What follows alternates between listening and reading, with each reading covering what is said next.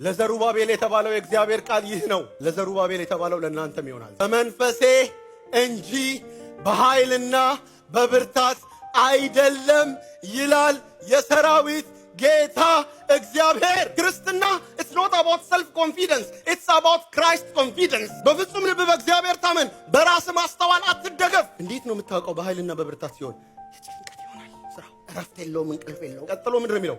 ታላቅ ተራራ ሆይ። በምን ሲሆን ነው?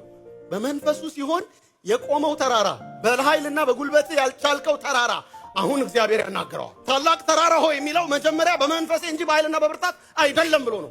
ተራራው በፊትህ የማይቆመው እግዚአብሔር ካንተ ጋር ስለሆነ ነው። ባንተ ችሎታና ባንተ ጥሩነት ባንተ ቅልጥፍና አይደለም፣ በመንፈስ ቅዱስ። እግዚአብሔር መንፈስ ሲሆን ተራራው ሜዳ ነው። በራስ በኃይልና በጉልበትስ ህይወት ተራራ። ታላቅ ተራራ ሆይ አንተ ምንድነህ? አይገርምም ንግግሩ? እኔ እኮ እግዚአብሔር ይኸው ተራራውን ታላቅ ብሎታል። በራስ ስታስበው ታላቅ ነው። የተራራውን ትልቀት አልካደውም። ግን ምንም ያህል ብትጠልቅ ምንድነህ? በራ አንተ አይ ችግሬ በጣም ከባድ እኮ ነው። ችግሩ አለ፣ እግዚአብሔርም አለ። ችግሩ ትልቅ ነው፣ እግዚአብሔር ግን ትልቅ